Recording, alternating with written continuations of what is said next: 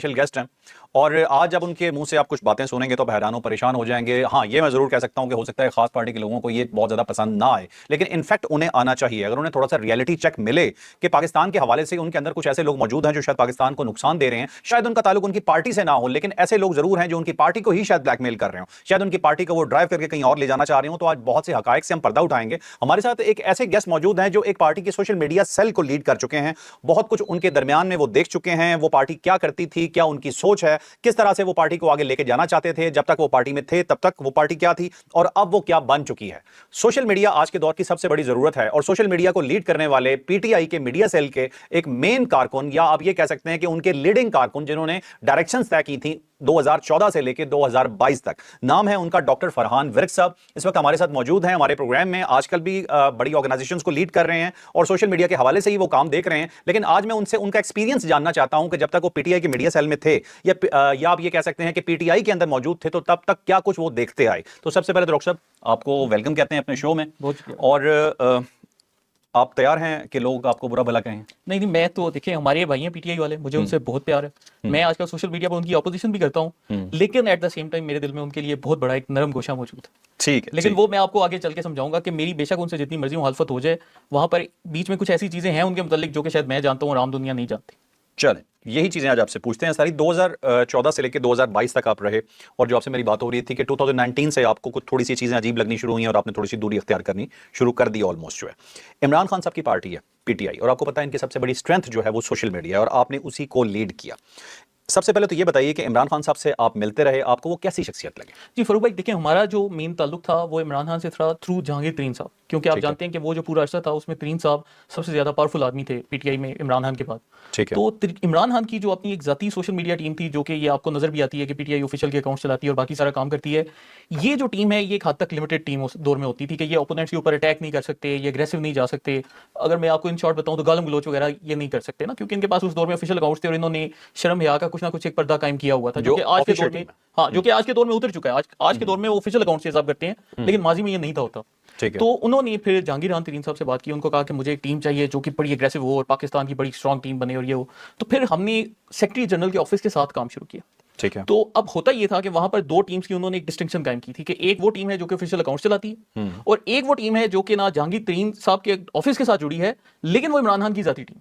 Okay, ठीक है, मतलब ये नहीं कि वो टीम तरीन साहब की प्रमोशन करती थी, वो टीम इमरान खान की ही प्रमोशन करती थी। और हमारी फिर उनके साथ इस पूरे अरसे के दौरान रेगुलर मीटिंग्स होती थी, हमारी मुलाकातें होती थी, हम बनी गला जाते थे, वो हमारे ऑफिस आते थे, एक एक चीज के ऊपर जो उनसे डायरेक्शंस मिलती थी, उनकी डायरेक्शंस के ऊपर हम जो आगे जाते थे। तो हमें पूरा A to Z वो डिक्टेट करते थे कि आप लोगों ने क्या करना है, कैसे जाना है। इमरान खान साहब, जी। अब यहाँ पर वो क्या करते थे कि उन्होंने एक तरह का प्रॉक्सी या एक कवर कायम किया हुआ था कि जब भी उस दौर में 2014 में 2015 में को लोग उनके ऊपर को हमला करते हैं, वो कहते हैं कि जी आप लोग गालम गलोच करते हैं, ये करते हैं, तो कहते हैं यार हमारी तो एक ऑफिशियल टीम है, तो बस वो ऑफिशियल टीम को हम जानते हैं, बाकी तो हम किसी को जानते ही नहीं। ठीक है। लेकिन अब होता क्या था कि पीछे से हमें मैसेज आता था, अच्छा यार ये फलाने ने मुझसे सवाल किया, इसकी ऐसी की तैसी, इसको नहीं छोड़ना, आप सारी टीमें लॉन्च कर दो इस बंदे के। अच्छा, मतलब इमरान खान साहब आपको मैसेज कन्वे करते थे कि जो मेरी ऑफिशियल टीम मैंने फ्रंट फेस रखा हुआ है दिखाने के लिए, उससे मैं कुछ नहीं करवाऊंगा, लेकिन ये फलाने बंदे ने ये काम करने हैं, ये सारे के सारे आप लोगों ने करने। ओके, ठीक है। तो आप लोग जो से हकीकी टीम आई के हो, ये जो लोग हैं ये तो बस नलायक से लोग हैं, मैंने पुराने रखे हुए हैं, बस इनको पड़ा रहने दो।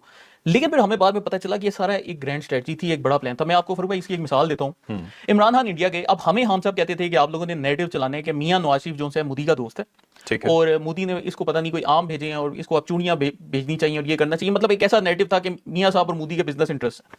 अब होता यह है कि 2015 में इमरान खान को इंडिया बुलाता है। अब वो इंडिया बुलाते हैं या ये खुद दरखास्त करके जाते हैं, हमें इस चीज का शोर नहीं, लेकिन ये वहां पर जाते हैं, नरेंद्र मोदी से मुलाकात करते हैं। अब हमने लोगों को बताया हुआ था कि मोदी और मियां साहब का ताल्लुक है, यहाँ पर इमरान खान जाकर मोदी साहब के साथ सेल्फियां खिंचवा रहे हैं। तो हमें ना पैगाम दिया जाता है कि यार तुम लोग ना ट्रेंड चलाओ कि Modi bags Imran Khan for a meeting.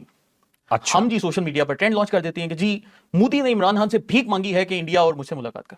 ठीक है। अपने लोगों को ना तसल्ली देने के लिए कि यार ये ऐसा कोई नहीं कि इनका ताल्लुक है, ये मोदी इनसे तरले कर रहे हैं।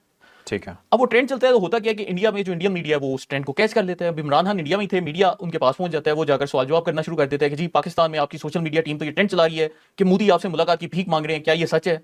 तो अब ये क्या करते हैं, ये पीछे से ऑफिशियल टीम को कॉल करते हैं, ये कहते हैं यार फौरी तौर पर ना तुम लोग ट्वीट करो कि यार हम इस ट्रेंड को डिसोन करते हैं, हमारे ट्रेंड चलाने वालों से कोई ताल्लुक नहीं। और थोड़ी देर में ऑफिशियल जो अकाउंट है पीटीआई का, उससे एक ट्वीट आ जाता है मेरे खिलाफ कि यार ये बंदा ट्रेंड चला रहा है, इससे हमारा कोई ताल्लुक नहीं। अच्छा, आप डिसोन कर देते हैं। मतलब अब आप अंदाजा करें कि मैं एक सोशल मीडिया एक्टिविस्ट हूं, मैं कोई पार्टी का लीडर नहीं यार, मुझे आप लोगों ने एमएनए एमपीए नहीं बनाया, लेकिन 2015 में मेरे खिलाफ ट्वीट कर रहे हैं, आज भी मौजूद है, आप सर्च करें पीटीआई ऑफिशियल पे जाके फरहान वेट लिखें, आपको नजर आएगा। अच्छा, अब होता क्या है कि जैसे ही वो ट्वीट आता है उसके कुछ अर्से बाद ना मुझे एक वो मैसेज आता है कि जी खान साहब आपसे बात करना चाहते हैं। अच्छा जी, खान साहब क्या बात करनी? वो कॉल आती है, फरहान मैं ना पाकिस्तान आकर तुमसे मिलूंगा। मैं कहा जी हाँ साहब ठीक है।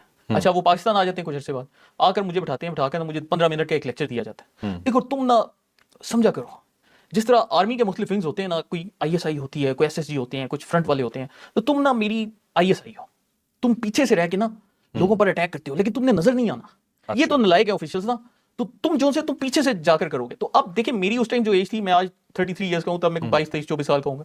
अब 23 24 साल के बच्चे की उतनी समझ बूझ भी नहीं होती, मेडिकल का मैं स्टूडेंट था, उससे आप मतलब वो काम ले रहे हैं जो कि आपको पता है कि मैं इस बच्चे के साथ क्या कर रहा हूँ, एक्सप्लॉइट कर रहा हूँ। लेकिन वो उस टाइम ये काम बड़ी तो ले रहे थे और आकर फिर बैठे 10-15 मिनट बैठकर पूरा मेरा ब्रेन वॉशिंग की, मुझे समझाया कि तुमने नहीं छोड़ना, you are fighting against the status quo, you are doing this. अब मैं फरूक भाई मेडिकल के 4th ईयर में था, 4th ईयर एमबीबीएस में था, और मैं यकीन मानिए ये सारे खेल तमाशे के पीछे मैंने मेडिकल के 2 साल बकायदा ज़ाया किए। अच्छा, 2 साल में इन्हीं कामों में लगा रहा कि यार मैं मुल्क में इंकलाब लेके आ रहा हूँ, तो मेरी तलीम शलीम मैटर नहीं करती है, मुल्क का ग्रेटर इंटरेस्ट है, तो ये तो वो फिर जाके मैंने 2 साल बाद जाके फिर एमबीबीएस कंप्लीट किया। ओके। तो ये मतलब एक बंदे को प्रॉपर एक्सप्लॉइट किया जाता है, और आज भी ये जितने नौजवान हैं ये जो आपको नजर आते हैं, मैं समझता हूँ बेचारे एक्सप्लॉइट हो। मैं यही सवाल आपसे करना चाह रहा हूं कि अभी बहुत बड़ा तबका ऐसा लगता है, ये कम से कम सोशल मीडिया पे लगता है, नजर आता है। ये भी मैं आपसे पूछूंगा कि इसमें जाली अकाउंट कितने होते हैं, ओरिजिनल अकाउंट कितने होते हैं, लेकिन अभी सिर्फ उन लोगों पे बात करते हैं जो वाकई इनके साथ हैं। तो ये किन लोगों को अपनी तरफ राग़िब कर लेते हैं, या लोग कौन सी थिंकिंग रखने वाले लोग हैं जो इस चीज के ऊपर लाइन अप हो जाते हैं उनके साथ कि अगर जो भी बोला जाए तो ब्लाइंडली फॉलो करें? अच्छा फरूक भाई, इमरान खान ना अपनी टारगेट ऑडियंस के मुतालिक हमेशा से क्लियर रहे हैं, ठीक है। मतलब एक बंदा होता है ना जिसको पता होता है कि मैंने किस ऑडियंस को कैसे वू करना है, वो उसी के ऊपर फोकस करते हैं। आप उनकी तकरीर सुने तो वो तकरीर का आगाज करेंगे सबसे पहले, जब मैं बच्चा था तब मैं ये करता था और हमने ये किया और उस दौर में हम लोग इस तरह पाकिस्तान को देखा करते थे, तो आपने बच्चों के सेगमेंट को कैश किया। फिर ये जो नौजवान हैं इन्होंने ये कर दिया और इनके दौर में ये हो गया, फिर वो नौजवानों को कैश करते हैं। फिर वो बुजुर्गों पे चले जाते हैं कि हमारे जो बुजुर्ग थे वो उस दौर में क्या करते थे और आज के दौर में हम क्या करते हैं। तो अक्सर वो जो तकरीरें करते हैं जो कि 1 से 1.5 घंटे की स्पीच होती है, अगर आप उसमें सुने तो हर टारगेट ऑडियंस को सेगमेंट बाय सेगमेंट टच करते जाते हैं कि ये इसका पेन पॉइंट है, ये इसका पेन पॉइंट है, ये इसका पेन पॉइंट है, और ये सारा काम साइंटिफिकली हो रहा होता है। ओके। तो अब देखें, जैसे फरूक भाई मैं आपसे पूछूं कि इस्लामोफोबिया कितना बड़ा मसला है, तो अगर आप ईमानदारी से मुझे बताएं तो शायद आपके नजदीक वो मसला ना हो, मेरे नजदीक भी वो मसला नहीं है, क्योंकि हम तो पाकिस्तान में रहते हैं, हमें इस्लामोफोबिया की क्या परवाह, हमारे इधर सारे मुसलमान फिर रहे हैं। लेकिन इमरान खान तकरीर करने जाता है, वो बैठ के 10-10 मिनट इस्लामोफोबिया के ऊपर जलसों में तकरीरें करता है। वो क्यों करता है? क्योंकि उसे ओवरसीज जो टारगेट ऑडियंस है उसके दिमागों को टच करना है। ओके। तो वो बैठकर एक एक ब्रेन को वो टच कर रहे होते हैं कि मैंने इस दिमाग को इधर से पकड़ना है, इसको इधर से पकड़ना है। तो ये अक्सर जो ये हमारे सियासतदान भी हैं वो बैठकर कहते हैं कि ये बड़ा बेवकूफ आदमी है, वो बेवकूफ नहीं है, उसको पूरा ऑडियंस का पता है। अब वो हमारे साथ क्या करता था कि वो कहता था कि अगर जो पख्तून नौजवान है इनको अगर आपने कब्जा करना है तो आपने क्या कहना है कि जी पख्तून बड़ी बहादुर कौम है और पख्तून बड़ी गयूर कौम है और इन जैसी कौम दुनिया में पैदा नहीं हुई, ऐसे आपने 4-5 सेट फिक्रे बोलने हैं और वो सारे जो से आपके पीछे चल पड़े। ये आपको कहा जाता था? जी जी, बकायदा कहा जाता। फिर उसके बाद वो क्या करते हैं कि उन्होंने हर जो यूथ का सेगमेंट है उसके लिए अलग-अलग पॉलिसीज बनाई हुई थी कि वो उनको डिवाइड करते थे कि हमने इस सेगमेंट को ऐसे अट्रैक्ट करना है, स्टूडेंट्स को हमने ये बात करेंगे तो हमारे पास आ जाएंगे। अभी आज के दौर में ये जो स्टूडेंट्स की एक बहुत बड़ी तादाद आपको तहरीक-ए-इंसाफ की एक खामी नजर आती है कि वो बच्चे हैं जिनके माशाल्लाह से कोविड के दौर के दौरान वो एग्जाम जो से इन्होंने क्रॉस करवाए और इनकी छुट्टियां करवाई। ठीक है। अब वो जो सा वो दौर है, वो स्टूडेंट्स उस दौर को अपने लिए एज ए फेवर कंसीडर करते हैं कि इमरान खान का दौर था, हम 6-6 महीने 8-8 महीने स्कूल नहीं थे जाते, बाद में एग्जाम्स में हमें पास कर दिया जाता। ठीक है। अब वो वाले लोगों की बड़ी तादाद आपको सोशल मीडिया के ऊपर नजर आ रही है। अच्छा, तो ये सारा स्ट्रेटेजिक है। अब मैं आपसे आता हूं कि वो अट्रैक्ट कैसे करते हैं। देखिए यहां पर जो मेन साइकी इस्तेमाल हो रही है ना, माशरे का वो तबका जो कि धत्कारा जाता है, इग्नोर किया जाता है या उस पर जुल्म या ज्यादती की जाती है। ठीक है। इन्होंने जो की फोकस रखा था, इन्होंने कहा था हमने उस तबके को अपने साथ मिलाना है क्योंकि वो जो तबका है वो एक रेलेवेंट तबका है, तो हम अगर उनको जो है इजीली अट्रैक्ट कर सकते हैं और वो तबका जो है इजीली एक्सप्लॉइट भी हो सकता है क्योंकि उनको माशरे में इज्जत नहीं मिलती, तो अगर वो हमारे साथ आ जाएंगे तो फिर उनको किसी ना किसी तरह की रिस्पेक्ट मिलेगी। अब मैं जितने भी व्यूअर्स सुनने वाले हैं, आप अगर अपने घर में या अपने खानदान में किसी बंदे की ऐसी प्रोफाइलिंग करें, आप सोचें कि कौन सा बंदा इनका कितना बड़ा फॉलोअर है, तो आपको नजर आएगा कि वो बंदा कहीं ना कहीं किसी ना किसी लेवल पर इग्नोर किया जाता है। ठीक है। अब यहां पर ये क्या करते हैं कि इन्होंने चूंकि उनको एक तासुर दिया हुआ है कि आप लोग एक बहुत बड़े हजूम का हिस्सा हो जो कि एक बहुत बड़ी तब्दीली लेकर आ रहा है, तो उन लोगों में एक sense of self importance plant कर देते हैं। Okay. अब वही एक बच्चा जिसको शायद घर में उसके माँ बाप नहीं सुनते, घर में उसका चौथा नंबर है,